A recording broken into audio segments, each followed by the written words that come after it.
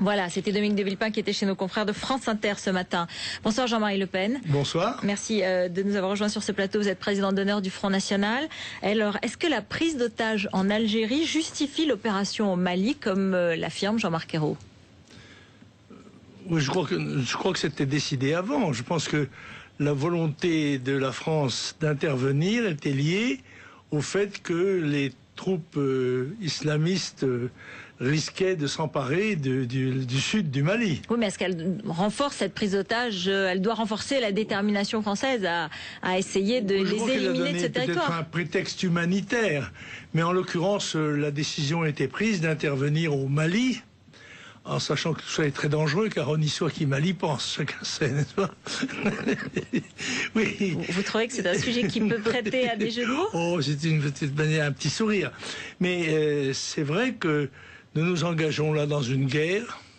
On sait toujours comment commencent les guerres, on ne sait jamais comment elles finissent, ni combien de temps elles durent.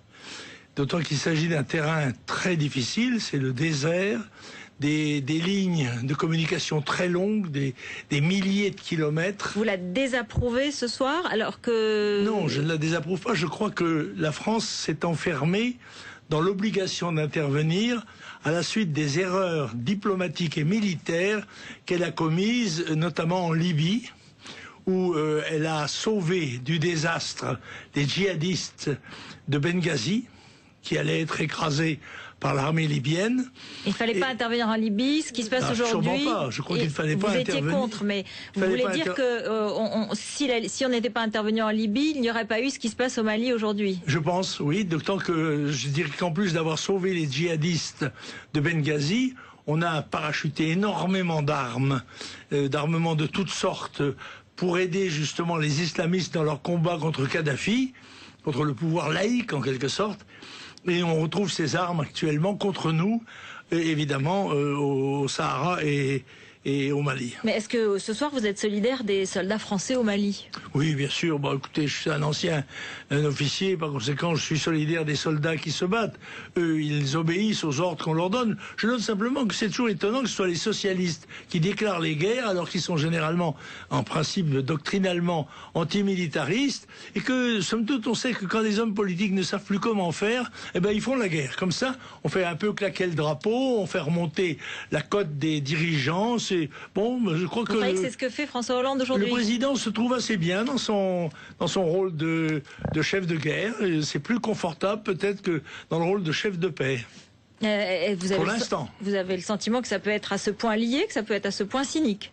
Ça peut être. À ce point cyniquement organisé? Non, je crois pas. Mais je crois que tout naturellement, les gens qui dirigent les pays se trouvent à l'aise quand on passe du stade de la paix au stade de la guerre, car dans le stade de la guerre, il y a pratiquement une obligation morale de solidarité et dont bénéficient pour l'instant le Premier ministre et le Président de la République. Ce n'est pas sûr que cela durera, car il n'est pas sûr que, bien que nous ayons une supériorité écrasante sur le plan de l'aviation, n'est-ce pas?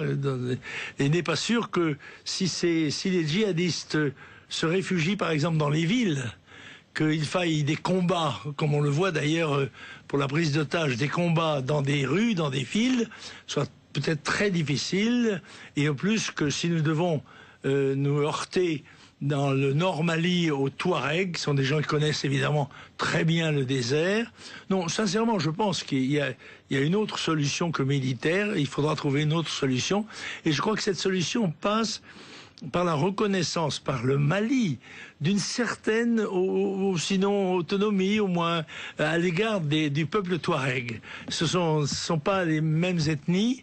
Et je crois qu'il faut tenir compte de ça. Et si on séparait les Touaregs des djihadistes, je crois qu'on gagnerait déjà une bataille diplomatique importante. Sur le plan de la prise d'otage, justement, est-ce que vous pensez que la France a bien fait d'être prudente, de commenter prudemment les événements? Écoutez, on ne peut pas faire grand-chose.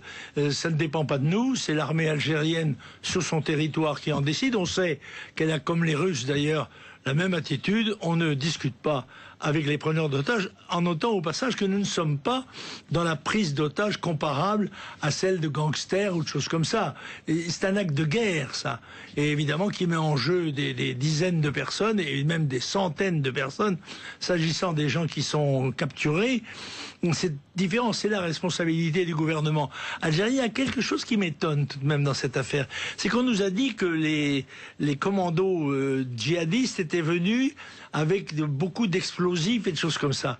Or, ces usines à gaz, enfin si j'ose dire, sont très vulnérables. Or, il ne semble pas qu'elles aient été l'objet d'attaques de ce style-là. Que tout se soit borné à la prise d'otages. Et ça me paraît un peu étonnant. Et peut-être accrédite une idée qui est lancée par un certain nombre de gens d'une certaine accointance avec certains milieux algériens et entre les djihadistes. Il y a quelque chose d'un peu étonnant. Peut-être l'avenir nous dira quelle est la réalité des choses. En ce moment, apparemment, des preneurs d'otages sont encore sur la partie justement de l'usine gazière. Et évidemment, l'opération se poursuit encore. Il y a encore au moins 7 otages étrangers à cette heure-ci. Oui. Donc l'opération se poursuit.